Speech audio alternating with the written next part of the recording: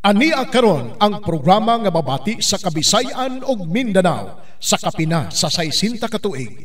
Ang Perspective uban ni Miss Rona Canoy, anak ni Attorney Ruben Canoy ug presidente sa International School sa Cagayan de Oro. Ania si Miss Rona Canoy. Ang lungsod nga nasayod mao'y makahatag kusog sa demokrasya. Apan ang lungsod nga mapasagaron mao'y makapukan sa atong kagawasan. Mga higala, kumusta? Pag-abot sa katapusan sa bulan sa Disyembre sa matag tuig, magsugod na usab dayon ang paghuna-huna ug pagtimbang kung unsang mga butang nga atong gusto ilison sa umalabot nga bag-ong tuig. Kini ginatawag og New Year's resolutions nga paninguha o mga saad sa pag-ilis ug para sa mga kabag-uhan nga atong gusto makita sa atong kaugalingon. Daghan kini sila nga atong paninguha kada tuig nga gabalik-balik sa atong listahan. Usahay ato na lang kini ikatawa nga wala kita magmalampuson sa miaging tuig. Dala ang paglaom nga karong bag-ong tuig, mauna gyud kini ang panahon. Isa ka popular nga tinguha ang pagbawa sa timbang o kaha pagpaniwang. Kadaghanan sa mga musaad niini ang mga kababayenhan. Dili man usab nato maingon nga ang tinguha sa pagpaniwang para nga makabaton sa himsog nga panglawas. Dili man ang tinguha nga mahimong healthy. Apan pagpaniwang ang giapas tungod kay na brainwash na ang mga babae sa pagtuo nga ang niwang mao'y sexy ug maanyag ug nga kini makadala og gugma sa iyang kinabuhi. Nganong gadaghan man ang mapakyas sa tinguha nga muniwang. Dili kini sayon kabuton nga ambisyon. Una sa tanan, kitang mga Pilipino mahilig kaayo mukaon. Tan-awon lang gani nato ang tanang mga kalihukan nato sa Pasko. Kini kanunay gaubanan sa pagkaon. Ang atong mga pista pagaandaman gayod, maingon sa panahon sa ting Pasko ug sa pagselebrar sa pag-abot sa bag-ong tuig. Mga birthday, bunyag, anibersaryo. Bisan pa man ang haya para sa atong mga pinalangga nga mipanaw na, dili mawala ang pagkaon. Pag-abri sa bag-ong negosyo, dunay pagkaon. Paggraduar sa anak gikan sa kolehiyo, dunay pagkaon. Pagpauli sa miyembro nga dugay didto sa laing nasod, dunay gihapoy pagkaon. Pagdespedida o panamilit sa tao nga mularga na paingon sa laing dapit, duna say pagkaon.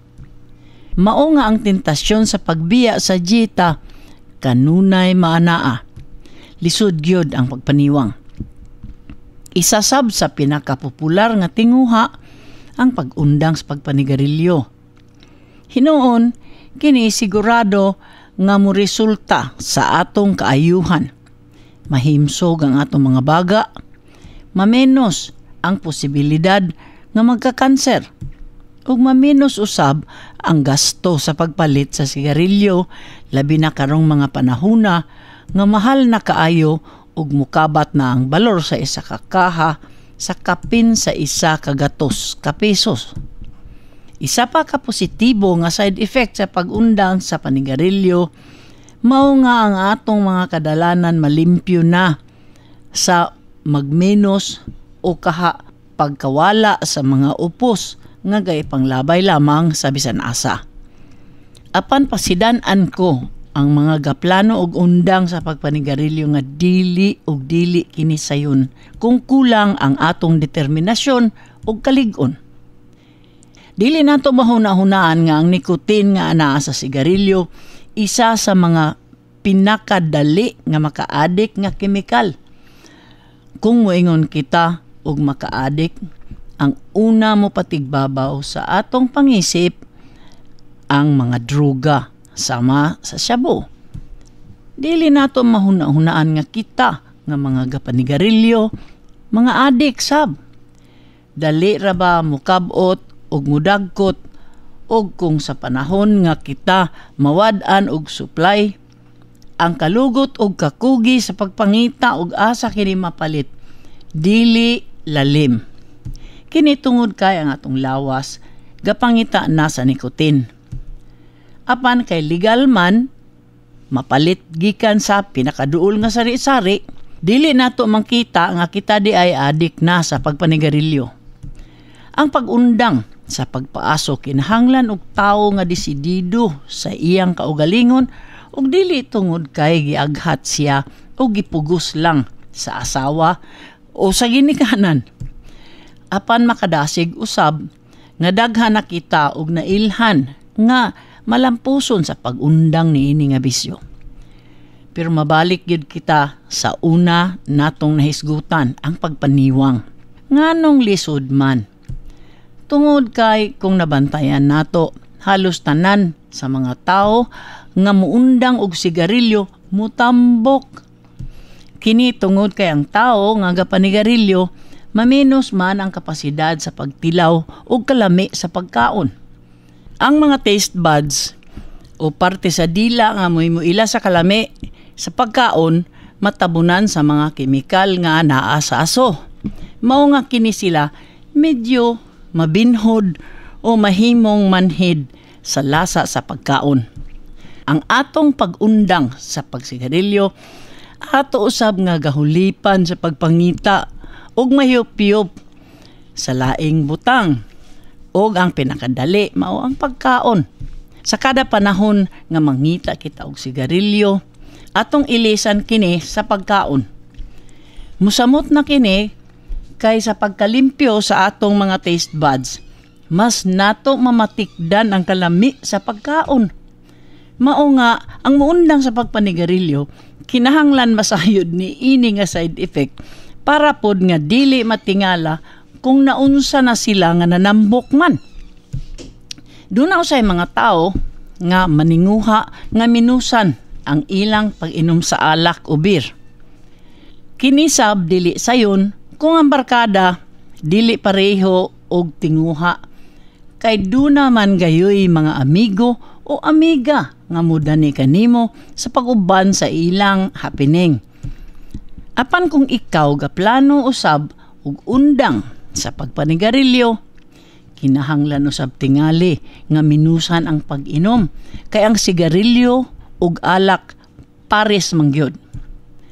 Apan kung kahimsog sa panglawas ang atong hisgutan o istoryahan, mas maayo nga minusan nato ang pag-inom sa alak, kay daghan usab kini og mga negatibo nga epekto sa atong panlawas. Nasayod na kitang tanan nga makabalda ang alkohol sa atong mga atay o kidney o rinyon. Kini nga pagkadaot lisod mubawi kung sobra na ang damage o kadaot. Sa pinakagrabe nga sitwasyon moabot kini sa pagpanginahanglan og dialysis, kanang paglimpyo sa atong dugo pinaagis makina.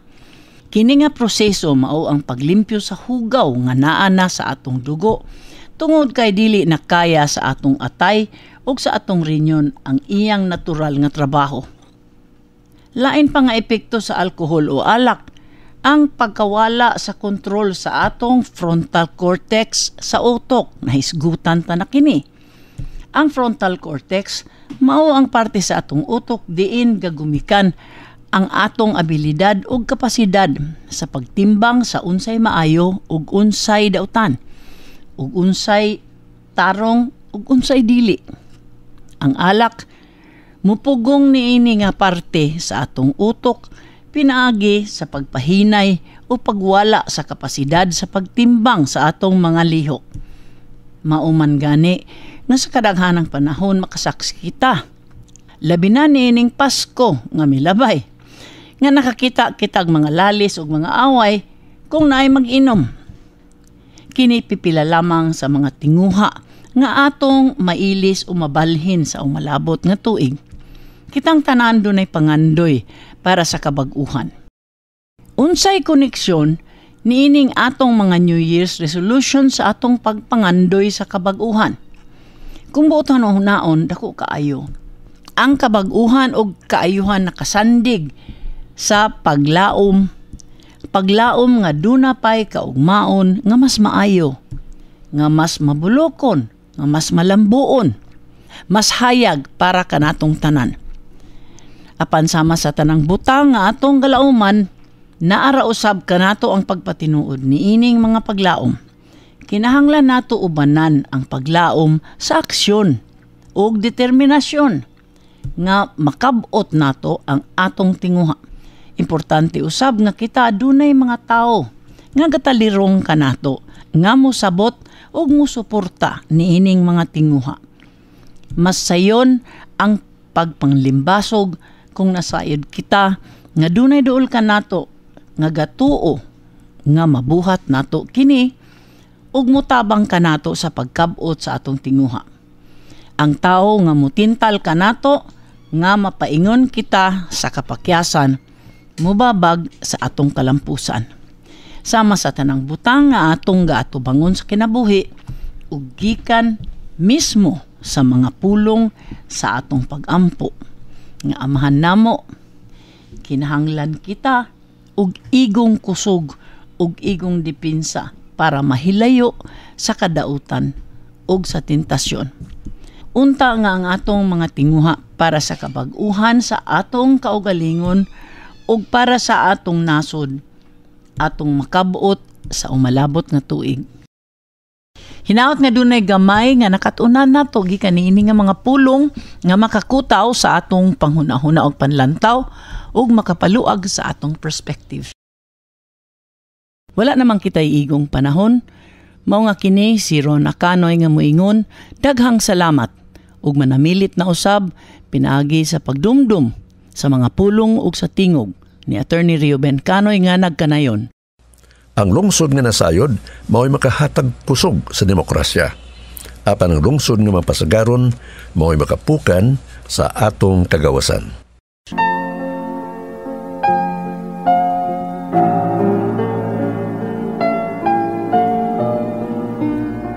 Amahan namo nga anaa sa langit. Kaluy ang among nasod. Luwasa kami sa mga katalagman sa kinaiyahan ug katalagman nga binuhat sa tao. Luwasa kami sa bagyo, linog, baha ug sa pagdahili sa yuta.